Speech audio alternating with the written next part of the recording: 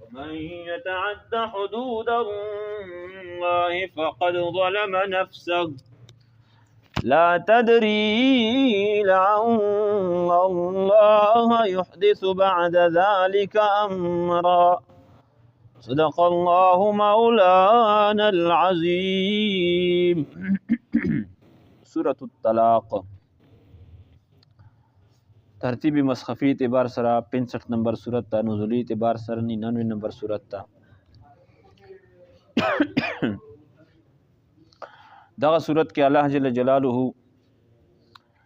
د طلاق متعلق مسائل ذکر کړي. انسان چون کې زندگی چې تیري نو دته زندگی کې هر قسم ته مسائل پیش کېدای شي.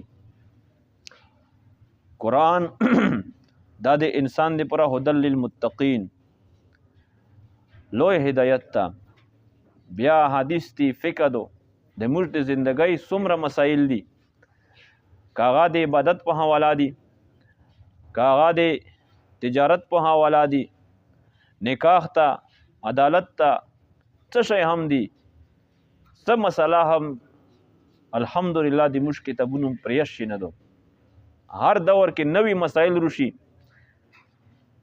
فقهای کرامو الله پاک ته دوی په قبرونو باندې کروڑان انوارات نازل فرمایي.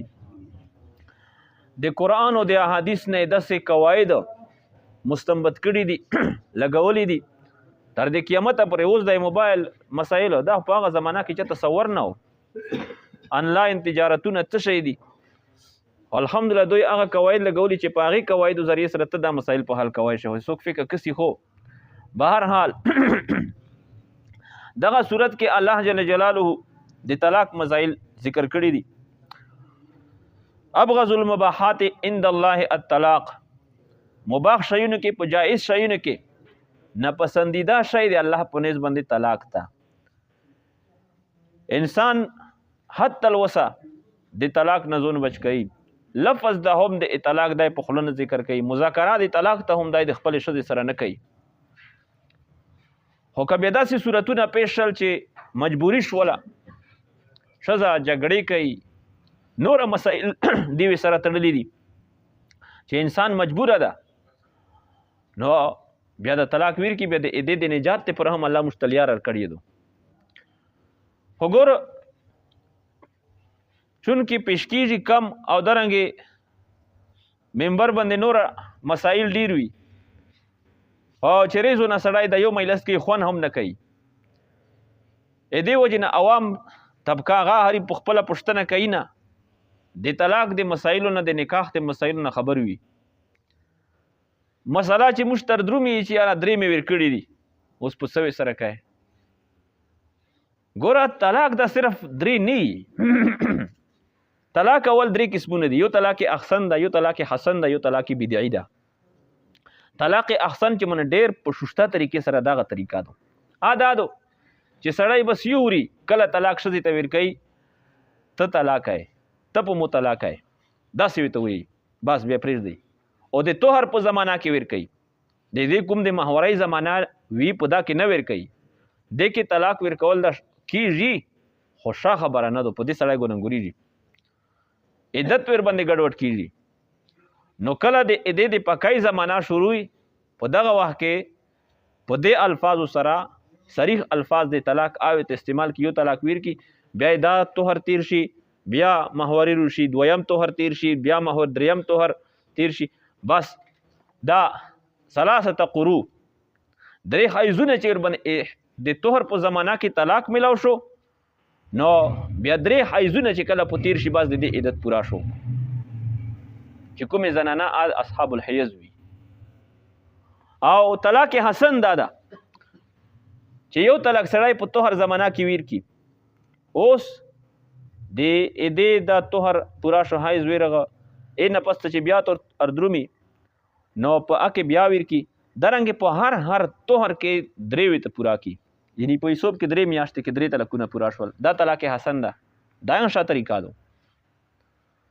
او طلاق بدعي چې یا په یوه کلمه سره انت طالق ثلاث په درې طلاق یا په جدا جدا کلمات سره ورته وایي په یو وخت کې چې ته طلاق کوې ته طلاق کوې ته طلاق کوې داسې انداز سره دا طلاق بدعي ده. یعنی دا هم واقع شو خو طریقه د دغه شی اختیار نه کړله. الله پاک په دې باندې د نه خوشول نه ده د نه خفه ده. طلاق واقع شو. اوس بیا طلاقونه چې دي هغه درې صورتونه دي. یو طلاق رجعي ده، یو طلاق باین ده، یو طلاق مغلظ ده. طلاق رجعي چې په صریح الفاظو سره ښځې ته وایي چې ته په مطلقه یې، په دغې سره طلاق رجعي واقع شو. نو په دې کې رجعي مطلب ده چې دای بیا رجوع ته کوي، صرف په خوله ورته وایي چې تو ته مو رجوع کړی دو، بیا دوباره نکاح تړلو ته هم پکې حاجت نشته. بس دا د ښځه شوه. بیا خو دا دو چې یو طلاق یو کړتوس وینه وډزېده، دواوې سره پوتې دي، دوا ورې ورته وویله ته طلاق یې ته طلاق یې. په صریح الفاظو سره دام طلاق رجعي دي. الطلاق مرتان فامساک بمعروف او تسریح باحسان. دام طلاق رجعي دي.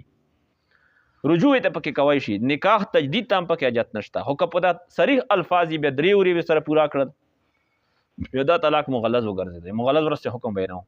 په رجعي کې سړی رجوع کوی شي په خوله. او طلاق باین کنایي الفاظ استعمال کی چې ازو معنیین وي، دوی معنی لري. مثلا سړی وي ته وایي چې پلور کرے دې سا پلور کرے دې کښېنه. اوس پلور کرے کښېنه تو څه مطلب و؟ نو وایي چې د دې نه مطلب چې بس ازو د مخلوص مې دو، دا طلاق باین ده. او که وایي ویل نیت ته پکې مذاکره د طلاق نه وه، نیت یې د طلاق نه و، د ټکي استعمال کړل بیا طلاق نه دو. او که مذاکره د طلاق تو او داسې مبهم ټکي استعمال کړل بیا هم په دغه باندې طلاق باین اردرمیدای دی چې مو نیت نه و. طلاق باین حکم دا ده چې په دې کې به دوباره نکاح تړی شي. لکه څرنګه چې اول د نکاح تړلو تجدید د نکاح، مهر به پکې کښېږدوی شي، ګواهیون به پکې کښېني، باضابطه طریقې بیا نکاح تړی شي. او طلاق مغلظ چې دا درې طلاقونه دی په یوه کلمه سره ویر کړي یا په جدا جدا یا په جدا مجلسونو کې ویر کړي، نو فلا تحل له من بعد حتى تنكح زوجا غیره. دغه ښځه به عدت پې تیر شي، نه پس به د بل سره نکاح وکړي، ابو جماوي سره وکړي، او ابو طلاق هغه مرضی دو طلاق ویر کوي نه ویر کوي، طلاق ویر کړي بیا د دې عدت تیر شو. اوس اول خوند د دې سره بیا چې دا هغه نکاح کوی شي. په موږ کې عموما چې طلاقونه واقع کېږي طلاق مغلظ واقع شوی. حالانکه د څو صورتونه دي، طلاق باین ده، طلاق رجعي ده. د رجعي کې احسن ځکه ورته ویل کېږي چې یو طلاق ویر کې طهر کې اوس نور نه ویر کوي، تو سره چې تر څو پورې د عدت پوره شوه نه وي هرسې ته رجوع کوی شي. باین د ویر کړه دا تجدید د نکاح کوی شي. د سوچ فکر موقع د سره شته ده. انسان د په یو وخت کې جذباتو کې روغلل، نو که چېرته ښځه مثلا سړی سوچ په وکړي چې یاره دا ګرامه خو د دې نه وه، غلطه خو دا د ایمو وه، نو تو ته الله موقع در کړې ته بیا رجوع ته وکړه، شوشته طریقې سره بیا سره یو ځای ته شوې. خو که سړی د سوچ و بچار نه چار نه وخلي او ډایرکټ درې دا واقع کی، نو بیا الله جل جلاله هم ډېره سخته ورته لګولې دو. نو به هر حال په دغه صورت کې الله پاک دا د طلاق صورتونه بیانوي. او درنګې د ښځه چې دغه باندې عدت لازم ده.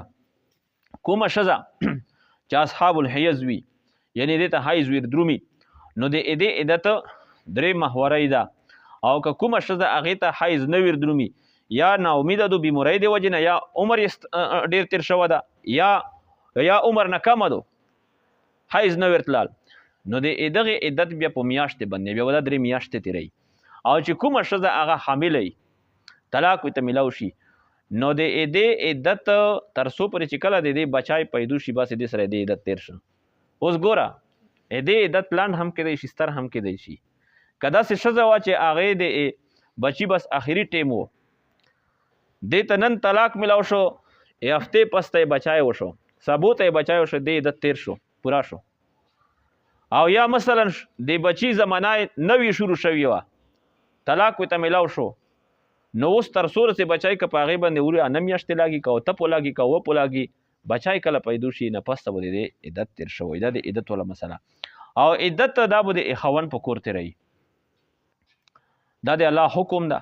درنګې چې کله د په کور باندې دو خرچا به هم دای ور کوي، کچیرته ښځه جګړلو وه، جګړې کولې، نوره مسایل وې نه پیدا کېدل، نو په دغه صورت کې بیا بل زوی ته هم عدت پوره تللی شي. عدت دا معنا نه ده چې یو وریدو د خاوند کور نه ووتله، اوس که چېرته عدت الوفات ته یو عدت الطلاق ته طلاق وي ته میلاو شو، عدت په تېروي، عدت دغه دی. یو خاوند وي نه وفات شو فاربعة اشهر وعشره، د هغې عدت لاس 4 میاشتې او لاس ریزې ده. دو به د خاوند د کور نه ووځي نه، که د طلاق عدت ته که د وفات عدت ته. او که چېرته داسې مسله جوړه شوله چې دې پره د کور نه وتل مجبوري ده، مثلا عدت الوفات یې تېرېده، خاوند وفات اوس د پنشن مسله ده، اوس بینک نشي پسې رای کور ته، دو به بینک ته سي، بل ځای ته سي، یا بیموري وي ته ولګېدله، داسې بیموره ده چې ډاکټر چې کوم ده هغه ډاکټر سره تعلق ته چې هغه پسې تللی نه شي او خامخا به دو پسې ورسي، نو د ډاکټر پسې تللی شي، داسې بله مسله شي چې هغه د کور کې نه حل کېږي، نو په داسې صورتونو کې وتی شي او ګننګوري شي نه. او که چېرته د دې نه علاوه نوره یا لوسنیوای د لوسنیوي ته به نه وځي، څوک بیمور د بیمار پرسۍ ته به نه سي لوړله، عدت یې نه موتېږي، د عدت څه اعتکاف نه ده چې اعتکاف نه راوتلی بیا موت شو، هېڅ عدت یې موت شو خو نه نه نه، بیا د اوس په هغه ګننګوره دو توبه استغفار د پیر کېدای شي الله یې معاف کړي. خو دې نه پس ته چې پاته وي د ولګېدله د مسلې چې دا خو به زه نه وتله زه پکې وتل یم، نو دې نه پس ته پابندي پکې کوي. یا ایها النبی ای مبارکه پیغمبره خپل امت ته وایه اذا طلقتم النساء چې کله تاسې طلاق ورکوئ ښځیناو ته فطلقوهن پس تاسې طلاق دوی ته ورکوئ لعدتهن په وخت عدت دوی کې، یعنې په وخت عدت زمانه کومه ده چې کله د طهر زمانه نو واقصوا العده او شمار د عدت یې کوئ. واتقوا الله ربکم ډرېږئ د الله پاک نه چې رب دې تاسې ده. لا تخرجوهن من بیوتهن لا تخرجوهن تسی دوی مابوسوی من بیوتهن دی کورون دی دوی نا ولا یخرجن او دوی دنا وزی الا ان یاتین بفاحشۃ مبینه مگر دا چې دوی ارتاګو کی په فاحش مبینه سره په فاحش واضح سره چې دوی بلا ضرورت د کور نه وزي، نو دا د معتدد پر فاحش مبینه دا نه چې چا سره بدعملی کوي یا خودن ته جدا صورتونه دي، ایک بلا ضرورت دو د کور نوزی دام د دې پر فاحشه چار دا بدونه کوي. لا تد وتلک حدود الله دغه مذکور الله پاک حدود دي، ومن يتعد حدود الله سوک چې تجاوز کوي د الله پاک دی حدود نه فقط ظلم نفسه کی سر د ظلم کوي په خپل نفس باندې. لا تدری تو ته پته نشته علی الله يحدث بعد ذلك امر، شاید چې الله پاک پیدو کی بعد دغه نه یو امر چا د رجوع له صورت ته په دې طریقې سره طلاق ورکا ممکن ده الله ورسره رجوع صورت ته پیدو کی. فاذا بلغنا اجلهن هر کله چې دوی ورسېږي خپل وخت د عدت ول وخت پورا شو په طلاق رجعی کې یا په باین کې فامسکوهن بمعروف پس تو سے دوی بند وسوتوي په شی طریقې سره او فارقوهن بمعروف یا تو سے دوی جدا کوي په شی طریقې سره خپل مہر چې دا بس ورکا. واشهدوا ذوی عدل منکم او تو سے گواه جوړ کوي دوا کسان د ایتو سینا پروجات باندې چې شذ ته رجوع کوي طلاق ته ور کړو ځکه ثبوت په څوک بدګماني در باندې ونه چې دغه خوشته تعلق کړي او څرنګه نو کسان گواه کچې د مخبل شذ ته رجوع وکړه.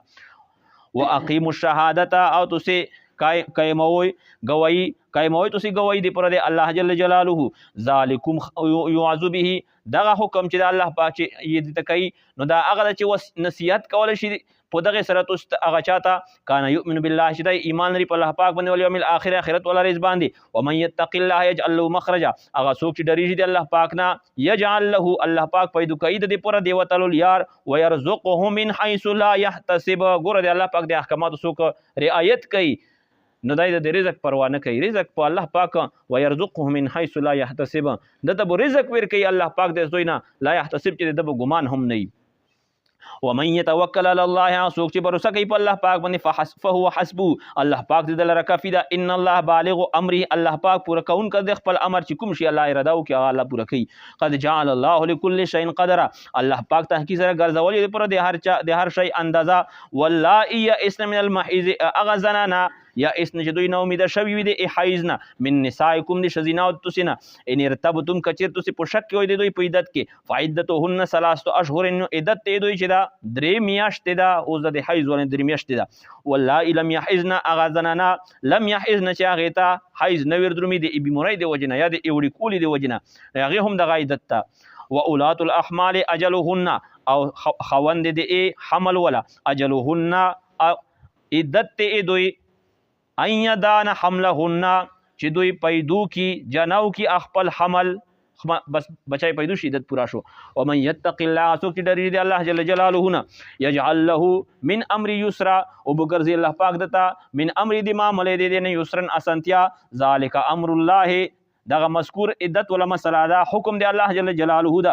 انزله الیکم چې الله پاک نازل کړه تاسو طرف ته ومن یتق الله سوک چې ډری دی الله پاک نه یعنی دی الله پاک دی احکامات پابندی کوي رعایت کوي یکفر عنه سیئات الله پاک په لری کی دنه ګناهونه دی دا ويعظم له اجر او لوی بکی دته الله جل جلاله اجر اسکنوهن من حيث سکنتم من وجدکم تو سدو سوی دغه متلقه شزه طلاق ته ور کړه دا وای ته پکور کې زیدت تیری نو سکنا به ور کوي دوی ته من حيث سکنتم د حيث د اغه زوی نه چې تاسو کوم ځای کې اوسئ من وجدکم د طاقت ته تاسو مطابق ولا تدواروهن او تاسو به ضرر دوی ته نه ور کوي اسه د پورا لتدویقوا علیهن د پورا تاسو تنګیر ولې په دوی باندې وان كن اولات حمل او کچیرتوی خوند د حمل ولا نو فانفقوا علیهن پس خرج کوي مال په دوی باندې حتی یزان حملهن تر دې پورې چې دوی وځي حمل وشي او کی فین اردان لكم فاتوهن اجورهن اوس ګورئ وا متلقه شزدو بچای دې هغه سره وړي کوم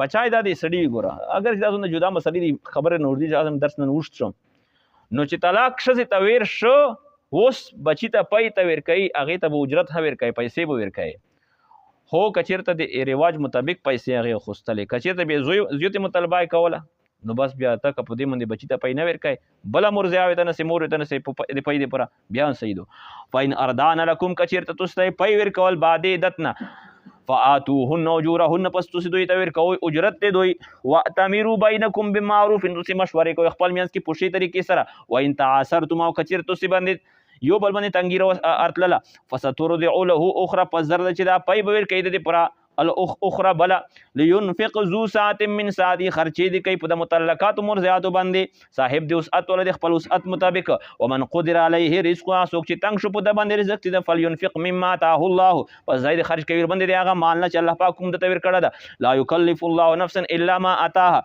نو الله پاک په تکلیف کې اچي نفس لرا الا مگر په اندازې دی هغه آتا چې کوم مال الله پاک د تویر کړه ده سيجعل الله بعد اسر يسرا درد چوب ګرځي الله پاک بعد تنگای نه اسانی تنگای نه پاستا الله اسانی رولي واخر دعوانا الحمد لله رب العالمين